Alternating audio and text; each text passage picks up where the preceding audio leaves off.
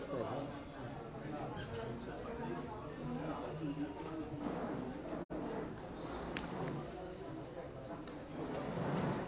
आपलं झालं ते. आपल्या सगळ्यांचं पत्रकार परिषदेमध्ये मी मनापासून स्वागत करतो आणि 2-3 महत्त्वाच्या मुद्द्यांसाठी ही पत्रकार परिषद आयोजित केली. एक महत्त्वाची बाब म्हणजे काल वर्षा बंगल्यावर माननीय मुख्यमंत्री आणि शिवसेनेचे मुख्य नेते आदरणीय एकनाथ शिंदे साहेबांच्या अध्यक्षतेखाली जी बैठक झाली त्या संदर्भातल्या काही गोष्टी आपल्याशी चर्चा करायच्या होत्या. आणि दुसरा महत्त्वाचा जो एक महत्त्वाची बाब आहे ती म्हणजे काही गोष्टी न घडता त्या आपल्यापर्यंत कशा पोचतायत हा एक संभ्रम आमच्या समोर देखील आहे आणि त्याचे काही खुलासे मला या पत्रकार परिषदेतनं करायचे. त्यातला सगळ्यात महत्त्वाचा खुलासा म्हणजे गेले 2 दिवस माननीय मुख्यमंत्री एकनाथजी शिंदे हे कालच्या बैठकीमध्ये राजीनामा देणार होते अशा पद्धतीची एक निगेटिव्ह बातमी आपल्यापर्यंत देण्याचा काही लोकांनी पराक्रम केला. आपल्याला हे देखील माहिती आहे की आम्ही राजीनामे घेणारे आहोत. 12 महिन्यापूर्वी कशा पद्धतीनं राजीनामा दिला जातो हे एकनाथ शिंदे साहेबांनी उठाव करून दाखवून दिलेलं आहे. एकनाथ शिंदे साहेबांचं नेतृत्व हे संयमी आहे, सगळ्यांना बरोबर घेऊन जाणारं आहे. त्याच्यामुळं काही लोकांना त्यांच्यावर काही बोललं तरी चालतं अशा पद्धतीची एक यंत्रणा तयार करण्यामध्ये आम्ही यशस्वी होऊ अशा पद्धतीचे काही मनसुबे कदाचित त्यांचे असतील. परंतु कालच्या बैठकीचा मी पुन्हा एकदा उल्लेख करतो की कालची जी बैठक झाली याच्यामध्ये सगळे आमदार, खासदार, शिवसेना नेते यांनी पुन्हा एकदा क्लिअर सांगितलेलं आहे की आमचे नेते, मुख्य नेते एकनाथ शिंदे साहेबांवर आमचा पूर्ण विश्वास आहे. एकनाथ शिंदे साहेबांच्या पुढाकारानं ज्या काही गोष्टी आपल्याला घडलेल्या दिसत आहेत त्याच्यामध्ये एकनाथ शिंदे साहेबांचा देखील पुढाकार होता. 2 पक्षाबरोबर 3रा पक्ष आल्यानंतर स्वतः उपमुख्यमंत्री अजितदादांनी स्पष्ट सांगितलेलं आहे की ज्या पद्धतीनं एकनाथजी शिंदे आणि देवेंद्रजी विकास कामं करतायत या विकासाला आमच्या लोकांना देखील गती मिळाली पाहिजे, आमच्या लोकांच्या मतदारसंघामध्ये देखील कामं झाली पाहिजेत. आणि नरेंद्र मोदी साहेबांनी देशामध्ये केलेली विकासाची जी कामं आहेत ही पुढे नेण्यासाठी आणि त्यांची ताकद वाढवण्यासाठी आम्ही 3रा पक्ष म्हणून महायुतीमध्ये सामील झालेलो आहोत याचं स्पष्ट क्लॅरिफिकेशन हे स्वतः अजितदादांनी दिलेलं आहे. परवा नागपूरवरनं ज्यावेळी एकनाथ शिंदे साहेब मुंबईमध्ये आले तेव्हा पुन्हा कोणातरी डोक्यातनं एक सुपीक कल्पना निघाली की 2 आमदारांमध्ये बाचाबाची झाल्यामुळं नागपूरवरनं शिंदे साहेब इथं आले. कालच्या बैठकीनंतर आज कोणीतरी असं सांगितलं की रामदासभाईंनी काल असं भाषण केलं की राष्ट्रवादीबरोबर जायचं नाही. म्हणून मला एक आश्चर्य वाटतं की ज्या गोष्टी घडलेल्याच नाहीत त्या घडलेल्या आहेत असं सिद्ध करण्याचा जर काही लोक प्रयत्न करत असतील तर ते फार चुकीचं आहे. एकनाथ शिंदे साहेबांच्या नेतृत्वाखाली काम करणारे 40 शिवसेनेचे आमदार आणि 10 अपक्ष आमदार हे देखील 2-2दा 3-3दा निवडून आलेले आहेत. ते देखील राजकारणामध्ये सेट झालेले आमदार आहेत. त्याच्यामुळे मला असं वाटतं की अशा पद्धतीनं एखाद्याबद्दल निगेटिव्हिटी क्रिएट करून त्याची प्रतिमा डागाळेल असं जर कोणाला वाटत असेल तर ती घोड चूक आहे आणि फार मोठा गैरसमज आहे. या सगळ्या घडामोडी झाल्यानंतर मी पहिल्याच दिवशी सांगितलं शपथविधीच्या दिवशी की गद्दार आणि खोके या शब्दातनं आमची मुक्ती झालेली आहे. कारण जो एपिसोड 12 महिने अगोदर घडलेला होता जो शिवसेनेमध्ये होता त्याची कारणं कदाचित वेगळी असतील. वंदनीय बाळासाहेबांचा विचार पुढे नेण्यासाठी शिंदे साहेबांनी उठाव केला असेल पण त्याच्यानंतर पुन्हा एकदा महाराष्ट्रानं अजून एक उठाव बघितला अजितदादाच्या निमित्तानं. आणि मला असं वाटतं की काही मंडळी खोके, गद्दार ह्या ज्या काही गोष्टी पूर्वी करत होते त्याला पूर्णविराम मिळाला. आणि एक सिद्ध झालं की मागच्या 2.5 वर्षामध्ये प्रशासन आणि शासन काम करत नव्हतं, त्याच्यावर दादांच्या या उठावानं शिक्कामोर्तब झालं. काल देखील दादांनी त्यांच्या भाषणामध्ये काही त्यांच्या पक्षाच्या गोष्टी ठेवत असताना एकनाथजी शिंदे आणि देवेंद्रजी कशा पद्धतीनं विकासात्मक कामं करतायत याचा उल्लेख देखील त्यांनी केला. म्हणून त्यांच्या पक्षामध्ये जी काही घडामोड झाली त्याच्यामध्ये मला जायचं नाही, त्याच्यावर मला भाष्य करायचं नाही, त्याच्यामध्ये जाऊन त्यांच्या पक्षामध्ये काय चाललंय हे बोलण्याचा देखील मला अधिकार नाही. पण शिवसेना जी वंदनीय बाळासाहेबांच्या विचारानं मुख्य नेते एकनाथ शिंदे साहेबांच्या नेतृत्वाखाली चाललेली आहे, त्यातले सगळेचे सगळे आमदार आणि खासदार हे काल बैठकीला उपस्थित होते.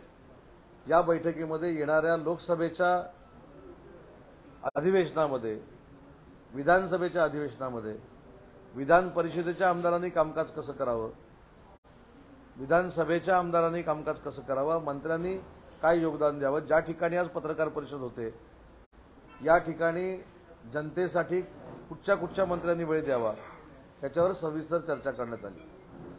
संघटनात्मक बांधणी ही बूथ स्तरावर झाली पाहिजे.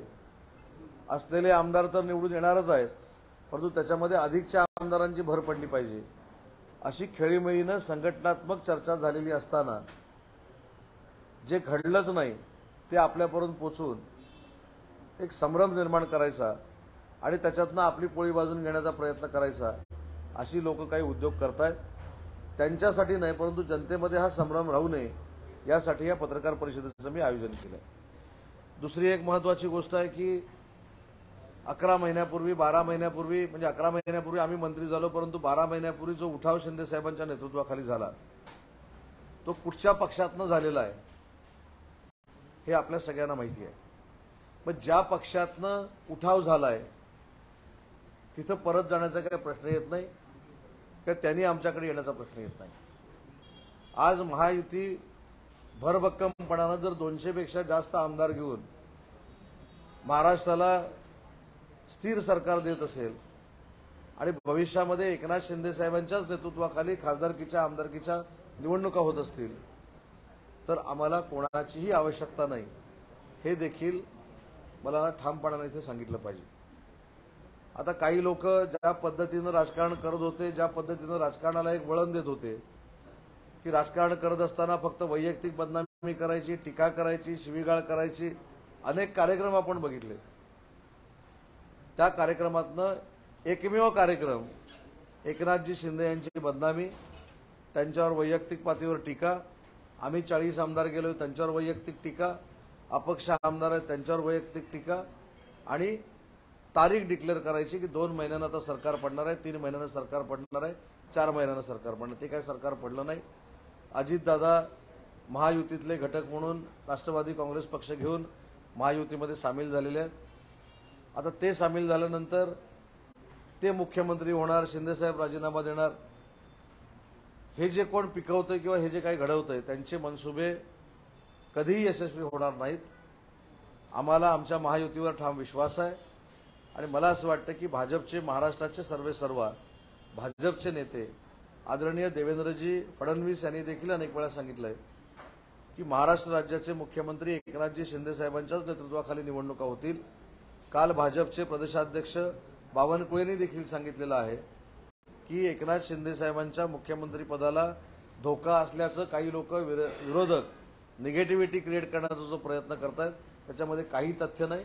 आणि म्हणून मला असं वाटतं की जे घडलेलंच नाही ते घडलं म्हणून आपल्यापर्यंत पोहोचवणं हे काही योग्य आहे असं मला वाटत नाही आणि हा लोकशाहीतला अतिशय एक घाणेरडा प्रकार आहे असं माझं मत आहे.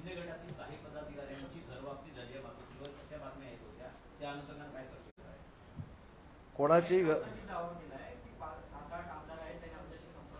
कोणी तिकडे 13 असलेल्या 6 आमदारांनी देखील आमच्याबरोबर संपर्क साधलेला आहे. कालच माझ्याशी त्यातले 3-4 लोक बोलले की त्या 2-3 दिवसामध्ये मला ते फक्त त्यांनी मुंबईमध्ये भेटूया नको म्हणून सांगितलं, अन्य राज्यामध्ये किंवा जिल्ह्यामध्ये भेटूया म्हणून सांगितलेलं आहे. त्याच्यामुळे खरा आकडा तो आमच्या संदर्भातला आहे.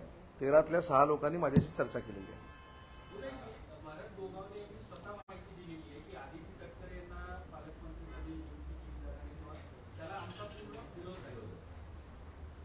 ज्यावेळी पहिल्यांदा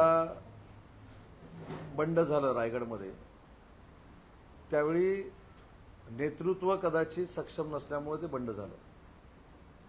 ते बंड काय होतं की त्यावेळेचे पालकमंत्री जे आहेत ते आम्हाला विश्वासात घेत नाहीत, आमची विकासाची कामं करत नाहीत, आम्हाला विश्वासात न घेता आमच्या मतदारसंघामध्ये हस्तक्षेप होतो.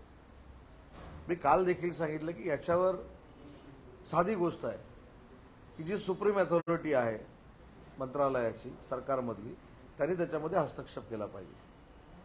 पूर्वीचे दिवस आणि आताचे राजकीय दिवस हे बदललेले आहेत. आता एकनाथ शिंदेसाहेब महाराष्ट्र राज्याचे मुख्यमंत्री आहेत, ते देखील ग्रासरूटपर्यंत मुख्यमंत्री पदापर्यंत पोहोचलेले आहेत.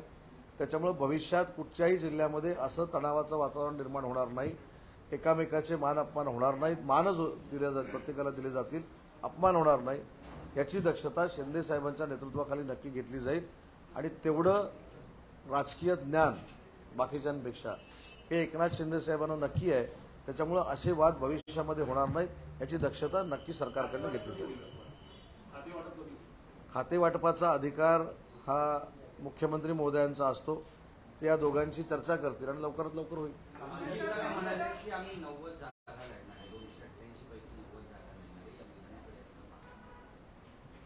प्रत्येकाचा पक्ष वाढवत असताना मी जादा जागा लढवणार आहे, माझे आमदार इतके निवडून येणार आहेत, हा लोकशाहीतला एक भाग आहे. मी आता पत्रकार परिषदेमध्ये जर सांगितलं की आम्ही 175 जागा लढणार आहोत, तर त्याच्यामध्ये काही लॉजिक आहे असं मला वाटत नाही. मी त्यांच्या वक्तव्यावर बोलत नाही आहे, परंतु याच्यामध्ये तिन्ही नेते, मी अनेक दिवस सांगतो की राजकारणामध्ये अनेक दिवस ग्रासरूटला त्यांनी काम केलेलं आहे, प्रत्येक मतदारसंघाची तिन्ही नेत्यांना जाण आहे. त्याच्यामुळे ज्या ठिकाणी निवडून येणारी व्यक्ती आहे त्याला प्राधान्य देऊन मग तुमचा आहे की आमचा आहे याच्यापेक्षा जे 50 आमचे आहेत ते तर क्लिअर आहेत, त्यांच्यासोबत जे आलेले आहेत ते क्लिअर आहेत, भाजपबरोबर आलेले असतील ते क्लिअर होतील, असं माझं राजकीय ज्ञान. आणि उरलेल्या याच्यामध्ये तिन्ही नेते बसून चांगल्या पद्धतीने निर्णय घेतील.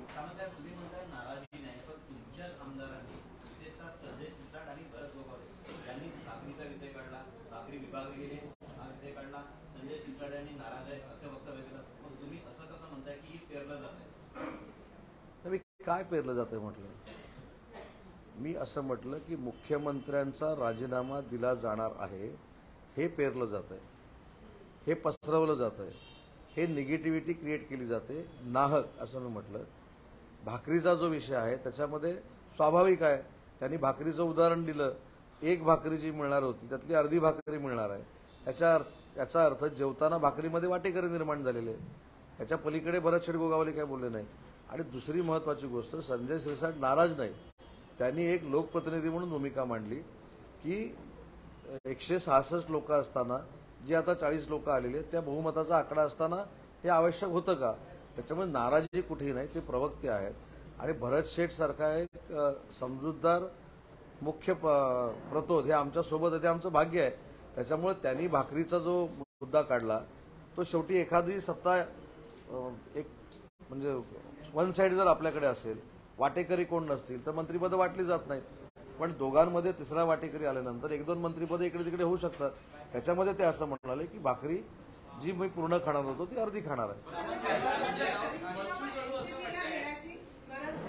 अजित पवारांना पण बरोबर घेतलेलं आहे, तर मग शिंदे साहेबांच्या जर फेसवर आणि नेतृत्वावर लोकसभा आणि विधानसभा लढवायची असेल तरी सुद्धा या तिसऱ्या फॅक्टरची गरज काय होती जेव्हा बहुमत ऑलरेडी होतं. तर एक लक्षात घ्या की एखादी महाविकास आघाडी किंवा महायुती दोन्हीकडनं विचार करा की मगाशी जसं म्हटलं की इकडचे काही तिकडे संपर्कात आहेत. एखादा संच जर तिकडे जायला निघाला तर ते काय म्हणणार आमच्याकडे नको. तसं आम्ही 166 असताना एखादा समूह जर आम्हाला सांगतोय की आम्ही तुमच्या सोबत येऊन तुमची ताकद वाढवणार आहोत, तुमच्या सोबत येऊन आम्ही 45 खासदारांपर्यंत तुम्हाला नेणार आहोत, तर मला असं वाटतं की स्वागत करायला काय हरकत आहे. आणि एक मिनिट, आणि महत्त्वाची गोष्ट की स्वतः अजितदादांचं काल जर भाषण आपण ऐकलं असेल, आपण ऐकलंच असणार आहे आणि तुमच्याच माध्यमातून आम्ही बघितलंय, त्याच्यामध्ये ते स्पष्ट असं म्हणाले की माननीय पंतप्रधान एकनाथ शिंदे साहेबांचा जो वेग आहे विकास कामाचा आणि 9 वर्षापूर्वी कशा पद्धतीने निवडून आले स्वतःच्या कर्तृत्वावर, नंतर 5 वर्षानं कशाच्या कर्तृत्वावर निवडून आले, त्यांनी स्पष्ट केलंय. याचा अर्थ आम्ही जे केंद्रातलं नेतृत्व मानतो अलायन्समध्ये नरेंद्र मोदी साहेब, त्यांचंच नेतृत्व अजितदादांनी स्वीकारलेलं आहे. मला असं वाटतं की अजितदादा राष्ट्रवादी काँग्रेस पक्ष घेऊन महायुतीमध्ये जर येणार असतील तर स्वाभाविक महायुतीची ताकद वाढणार आहे आणि म्हणून आम्ही त्यांना सामावून घेतलं. पक्ष आमदार आहेत ते असं म्हणतात की या संदर्भात मुख्यमंत्री एकनाथ शिंदे यांनी विचारमंथन केलं पाहिजे होतं, आमच्याशी चर्चा केली पाहिजे होती, परंतु तसं न करता थेट हा प्रवेश झाल्यामुळे आमच्या मनात देखील ही खतखत आहे असं बच्चू कडू स्वतः म्हणतात. नाही, ठीक आहे, बच्चूभाऊंशी मी देखील चर्चा करेन, स्वतः मुख्यमंत्री महोदय चर्चा करते, पण काही गोष्टी अशा असतात की त्या गोष्टी सगळ्याच पत्रकार परिषदेमध्ये सांगायच्या नसतात किंवा सगळ्यांना सांगायच्या नसतात. काही भूमिका घेतल्यानंतर काल झाली ना बैठक, काल बैठकीमध्ये सगळ्या त्या गोष्टींची चर्चा झाली. स्वतः मुख्यमंत्री महोदय, उपमुख्यमंत्री महोदय हे बच्चूभाऊंशी बोलतील आणि ठीक आहे, ज्याच्यातनं जे काय राहिलं असेल ते पूर्ण करण्याचा प्रयत्न करू. चर्चा सुरू झालेली आहे की दोन ठाकरे बंधू एकत्र येण्याची. मनसेच्या नेत्यांनी राज ठाकरेंकडे असा प्रस्ताव दिलाय की आपण उद्धव ठाकरेंना साथ दिली पाहिजे. आज काही गाठीभेटी आहेत त्या शिवसेनेच्या आणि मनसेच्या नेत्यांमध्ये होताना दिसतात, तर आपल्याला काय वाटतं? पण मला असं वाटतं की मला माहीत नाही, म्हणजे तुम्ही याच्यातली जास्त माहिती काढू शकता, पण आमचे जे काही राजकीय सोर्स आहेत, चर्चा होणं आणि प्रस्ताव जाणं आणि त्याच्यानंतर युती होणं हे फार मोठं काम असतं. त्याच्यामुळे काही लोकांनी आज सकाळी जाहीर केलेलं आहे की आमचे प्रस्ताव एकामेकाकडे गेलेले नाहीत, ही फक्त चर्चा असू शकते. आता याच्यातनं घडलं तर शेवटी त्या मनसेच्या पक्षप्रमुखांचा तो प्रश्न आहे आणि उद्धव बाळासाहेब ठाकरेंच्या पक्षाचा तो प्रश्न आहे. त्याच्यामुळे त्यांनी कोणाबरोबर जावं आणि कोणाबरोबर जाऊ नये याच्याबद्दल मला बोलण्याचा काही अधिकार नाही. शेवटी ही लोकशाही आहे. अजित पवार हेच मुख्यमंत्री बनतील. विनायक राऊत म्हणतात की आधी एकनाथ शिंदे जे होते ते ऑटो चालवायचे, आता ते टेम्पो चालवतात. एखाद्याच्या व्यवसायावरनं टीका करणं म्हणजे राजकारण किती हीन दर्जाचं झालंय हे बघणं गरजेचं आहे. पण ठीक आहे, तेच कबूल करतायत की एक सर्वसामान्य माणूस महाराष्ट्र राज्याचा मुख्यमंत्री आहे म्हणून त्यांचं कौतुक केलं पाहिजे, अभिनंदन केलं पाहिजे. आणि एक तुमच्या लक्षात आलं असेल की अजितदादांनी, मी मगाशी त्याचा उल्लेख केला की महाराष्ट्र राज्याचे मुख्यमंत्री हे संयम दाखवणारे आहेत, संवेदनशील आहेत. ज्या सहकाऱ्यांबरोबर पूर्वी काम केले त्यांनी टीका केलेली असताना सुद्धा त्या टीकेकडे लक्ष द्यायचं नाही, हा त्यांचा स्वभाव आहे. म्हणून काही लोक अजितदादा राष्ट्रवादी काँग्रेस पक्ष महायुतीत घेऊन आल्यानंतर देखील त्यांच्याबद्दल काय बोलत नाही. माझं म्हणणं, जे खोके, जे गद्दार, ही जी काय भाषा चालू होती ती आता ह्यांची का बंद झाली राष्ट्रवादी काँग्रेस पक्षाच्या बाबतीत हे देखील जाहीर करावं ना. आम्ही बोललो नाही, आम्ही संयम ठेवतो, आम्ही पॉलिटिकल एथिक्स कुठेतरी पाळतो म्हणून काही लोकांचं साध्य होतंय. आता जी लोक बाजूला आली याच्यामध्ये फक्त काही लोक महायुती, महाआघाडी, महाविकास आघाडी म्हणतात. पवार साहेबांचं देखील एका बाबतीमध्ये कौतुक केलं पाहिजे की ज्यावेळी हे सगळे आमदार बाजूला झाले त्यावेळी त्यांना आपणच प्रश्न विचारला की तुम्ही आता खोके म्हणून यांना हिणवणार का. त्यावेळी त्यांनी सांगितलं की हा माझा स्वभाव नाही, मी लोकशाही मानतो. मला असं वाटतं एवढं तरी घ्यावं काही लोकांनी. म्हणजे वाण नाही गुण लागला आपण म्हणतो, हा चांगला गुण तर घ्यावा. जे पवारसाहेब सांगतायत की लोकशाहीतनं जर एखादा मार्ग कोणी स्वीकारला असेल तर त्याला गद्दार आणि खोके म्हणून हिणवणं हे माझ्या स्वभावात नाही आणि लोकशाहीत नाही, एवढं तरी काही लोकांनी आदर्श घ्यावा.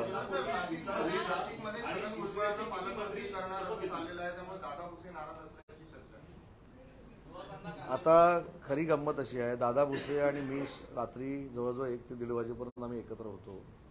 असं कुठेही नाराजी, ही नाराजी कशी तुमच्यापर्यंत पोचते आणि कोण पोचवतं कळत नाही. आता पहिलं जसं टॅलेंट सर्च करतात तसं आम्हाला हे सर्च करावं लागेल की हे कोण कोण आहेत, आमच्यामध्ये नाराजी आहे म्हणून तुम्हाला सांगणार हे कोण कोण आहेत हे आता सर्च केलं पाहिजे.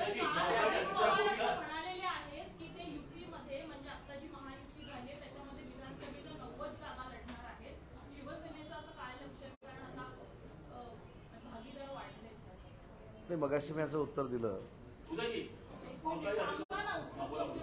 मुद्दा असा आहे की प्रत्येकाला प्रत्येकाच्या पार्टी मिटिंगमध्ये 90, 100, 150, 200 सीट आम्ही लढणार आहोत हे सांगण्याचा अधिकार आहे. परंतु त्याचं उत्तर देताना मी असं सांगितलं की एकनाथजी शिंदे साहेब, देवेंद्रजी आणि अजितदादा यांना पूर्ण महाराष्ट्राची भौगोलिक परिस्थिती माहिती आहे. त्याच्यामुळं उरलेल्या ज्या जागा आहेत म्हणजे आमच्याबरोबर असलेले 50, दादांबरोबर असलेले काही लोक, त्याच्यानंतर आलेली लोक आणि BJP बरोबर असलेले आमदार, हे सोडून उरलेले जे काही मतदारसंघ राहतात त्याच्यामध्ये तिघं बसून निर्णय घेतील आणि उद्या असं समजा की तुम्ही हा प्रश्न विचारला म्हणून मी तुम्हाला सांगितलं आम्हाला पण 150 लढायचे आहेत, त्याच्यामध्ये काय लॉजिक आहे? मग हे 3 नेते निर्णय घेतील. उदयजी, पावसाळी अधिवेशनापूर्वी शिवसेनेचे किती मंत्री शपथ घेणार आहेत? जास्तीत जास्त घेतील. नाही, जास्तीत जास्त किती घेतील?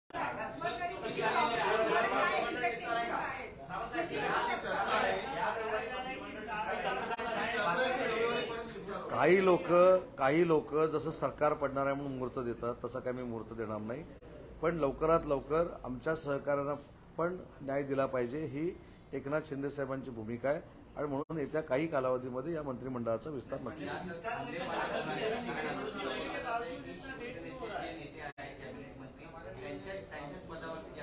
याच्यामध्ये आमच्या मंत्र्यांना किंवा आमदारांना कुठेही असं वाटत नाही की खांदेपालट होताना अजून काय होईल, मंत्री होताना. आमचा पूर्ण विश्वास मुख्यमंत्री एकनाथ शिंदे साहेबांबरोबर आहे. एकनाथ शिंदे साहेबांना जे योग्य वाटेल, जे पक्षाच्या दृष्टीनं ते करतील, त्याच्यावर आमच्या सगळ्या लोकांचा विश्वास आहे. त्याच्यामुळे खांदेपालट मंत्री कोण होणार आहे, एकदा नेत्याला अधिकार दिल्यानंतर त्याच्यामध्ये आपण प्रश्नचिन्ह निर्माण करणं हे काही योग्य नाही. उदयजी, विकासाचा दृष्टिकोन ठेवून तुम्ही म्हणता की तुमच्या महायुतीमध्ये राष्ट्रवादी आली, आता तसाच विकासाचा दृष्टिकोन ठेवून काँग्रेसचे काही आमदार आले, मी राष्ट्रवादी स्वागत केलं तर काँग्रेसचंही स्वागत केलं नाही, येऊ देत तरी आधी. नाही म्हणता एक लक्षात, म्हणणं वेगळं आणि 40 लोक घेऊन येणं वेगळं. आधी किती येत आहेत ते बघू. त्यांना शुभेच्छा आहेत ह्या त्यांच्या कार्यासाठी. आल्यानंतर त्याचा निर्णय आता हे तिघं मिळून घेतील. येणार हे आता तुमच्याकडनं मला कळलं. मी त्याचंच म्हटलं, येणं वेगळं आणि म्हणजे येतो म्हणून सांगणं वेगळं, वातावरण तयार करणं वेगळं आणि डायरेक्ट येणं वेगळं. आधी येऊ दे आणि ते येण्यासाठी त्यांना शुभेच्छा आहेत ना.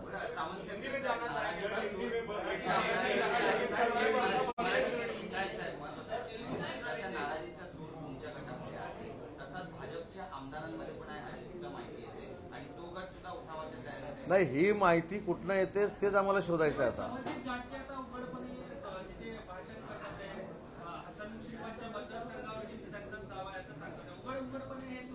एक लक्षात घ्या, अशा गोष्टी काही काळ चालतात. मी देखील राष्ट्रवादी काँग्रेस पक्षाच्याच उमेदवाराबरोबर लढलो होतो.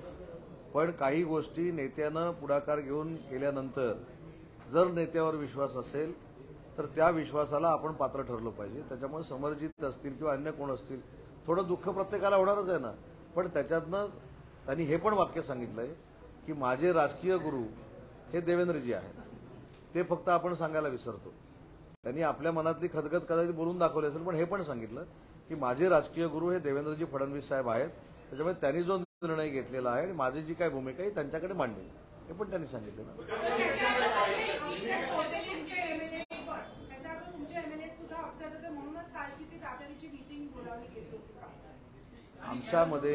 आमच्यामध्ये कोणी अपसेट नव्हतं.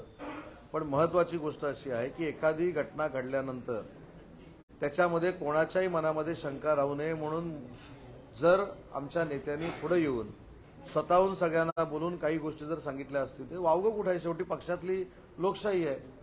पण काही गोष्टी 3-4 दिवसामध्ये ज्या काही घडल्या की बाबा आम्ही आता बरोबर कुठं जाणार, परत आमच्यावर कोण येणार, तर मी सुरुवातीलाच सांगितलं की अशा बाबतीमध्ये कुठेही 0.1% नाही, 0% देखील विचार नाही की कुठं परत जायचा, परत सोबत कोणाला घ्यायचा. ज्या ठिकाणून आपण एका वेगळ्या विचारानं बाहेर पडलो तिथं परत जाण्याचा प्रश्न येत नाही.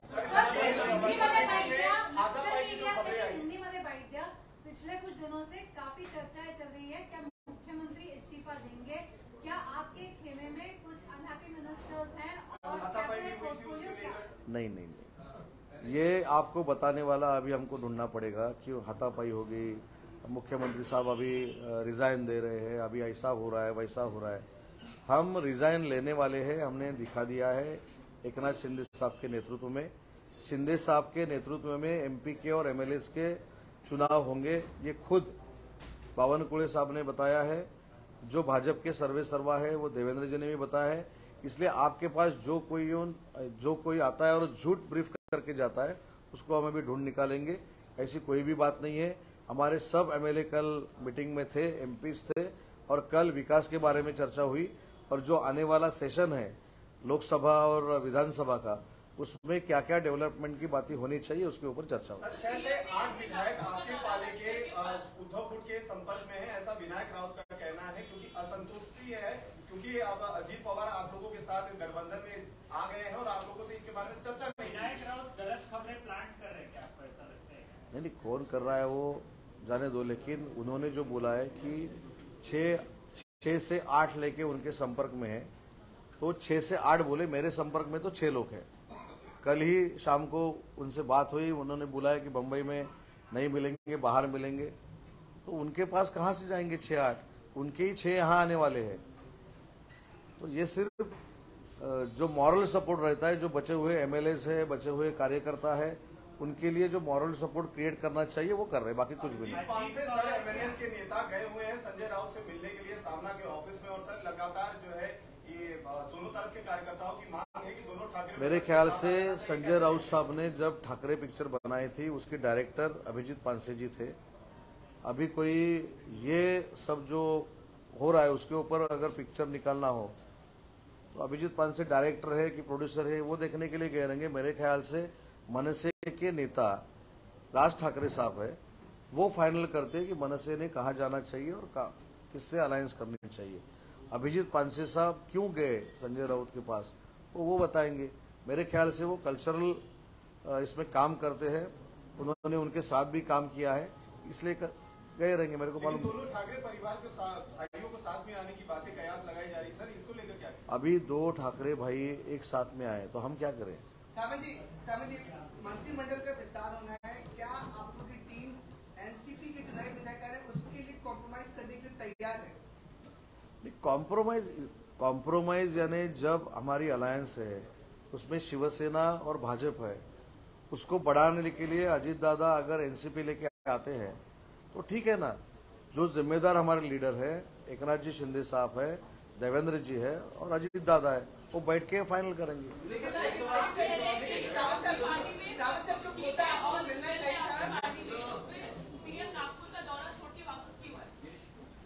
अरे नागपुर का दौरा वापस छोड़ के क्यों आए? तो कल हमारी मीटिंग भी हो गई, कल पूरे दिन वो मीटिंग में थे एमएलएस के लिए, लेकिन हाँ आज भी है ना, वो आज भी शाम को प्रेसिडेंट के साथ है। ये देखो, ये मेरे ख्याल से अंडरस्टैंडिंग में ये सरकार चलता है। वहाँ के लीडर देवेंद्र जी है और डिप्टी सीएम है, वो अगर वहाँ कार्यक्रम को है तो सीएम साहब यहाँ आ गए, लेकिन प्रेसिडेंट को रिसीव करने के लिए एज अ प्रोटोकॉल सीएम साहब नागपुर में थे। लगातार अपनी नाराजगी जता रहे सार्वजनिक तौर पर कि जो एनसीपी उनके साथ आई है इस बारे में चर्चा नहीं की गई थी और अजीत पवार की वजह से आप लोग शिवसेना से अलग हुए थे, इस बात की नाराजगी जता चुके और आप कह रहे हैं ऑल इज वेल है। नहीं, आपको बताया मालूम नहीं, मैंने ये भी बोला कि भरत सेठ गोगावले ये बोले थे, वो हमारे मुख्य प्रतोद है, उन्होंने क्या बोला कि हमारे पास जो एक भाकरी थी अभी वो आधी खाने के लिए हमको मिलेगी। यानी जब पार्टी में दूसरा आदमी आ जाता है या अलायंस में दूसरा पार्टी आ जाता है तो मिनिस्ट्री महामंडल जो रहते हैं वो कमेटी उसमें शेयरिंग हो जाता है, इसलिए वो बोले, बाकी कुछ नहीं। अपने कोटे के साथ कैबिनेट, ऐसी खबर है कि 7 कैबिनेट की सीटें जो है वो आपको मिल सकती हैं, उसमें से इंडिपेंडेंट एमएलए को आप कितनी सीटें शेयर करेंगे?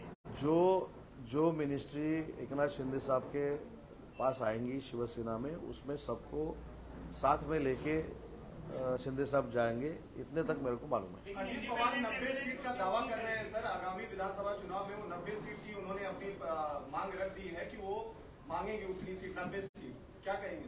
नहीं, पार्टी के रैली में, पार्टी के बैठक में अपने जो एमएलएस रहते हैं, अपने जो कार्यकर्ता रहते हैं, उनको मॉरल देने के लिए नेता का यही काम ही है कि उनको मॉरल सपोर्ट देना है। ठीक है, वो 90 लेंगे, 100 लेंगे, बीजेपी 150 लेंगे, हम 150 लेंगे, ये फाइनल होगा ना। अभी से वो उन्होंने स्पीच में बोला है, कल बोला है, इसलिए हमने हमारे जो 90 सीट है वो उनको दे दिया, ऐसा नहीं होता। ये सब अंडरस्टैंडिंग में होगा, तीनों नेता बैठ के फाइनल करेंगे। और हमारे पार्टी में जब मीटिंग रहते हम भी यही बोलते, हम 150 लड़ने वाले हैं। तो ये पार्टी लोगों को, पार्टी वर्कर को मॉरल सपोर्ट देने की एक लोकशाही की टेक्निक है। सावंत साहब, आने वाले दिनों में लोकसभा चुनाव है, विधानसभा चुनाव है, जहां तक एक तरीके के आप लोग का दो पार्टी निकल, बीजेपी और आप, अजीत दादा पवार के आने से आपको कहाँ कॉम्प्रोमाइज करना पड़ेगा, सीट को लेकर, पोर्टफोलियो को लेकर? नहीं, कॉम्प्रोमाइज काय के लिए करना पड़ेगा? तो 3 सीट है, 3 पार्टी कॉम्प्रोमाइज करना पड़ेगा। सुनो, अभी देखो मेरा जो कॉन्स्टिट्यूंसी है वहां से मैं 90,000 से चुन के आता हूँ, वो तो अजीत दादा नहीं मांगेंगे। अभी जिनका आपने नाम लिया कि वो बोल रहे कि 6-8 हमारे साथ है, वो हमसे चुन के आए थे, वो तो अजीत दादा नहीं मांगेंगे, बराबर है? कॉन्फ्लिक्ट तो होगा ना? नहीं, मैं वही बोला ना, मैंने मेरा जो एमपी का कॉन्स्टिट्यूंसी है जहाँ से हम हमारा कार्यकर्ता खड़ा करने वाले हैं, उसमें भी तो हम अंडरस्टैंडिंग में करेंगे ना।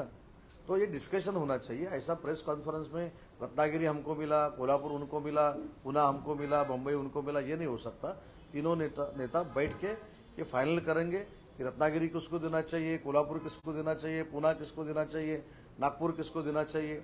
ये 3 लोग जो है वो मेरे ख्याल से मैच्योर्ड पॉलिटिशियंस है, इसलिए आपके मन में जो शंका है कि क्या होगा, कुछ भी नहीं होगा। आप वो मन में शंका मत रखो, जो होगा वो अच्छा ही होगा और हमारे एमपीज 45 के आगे रहेंगे।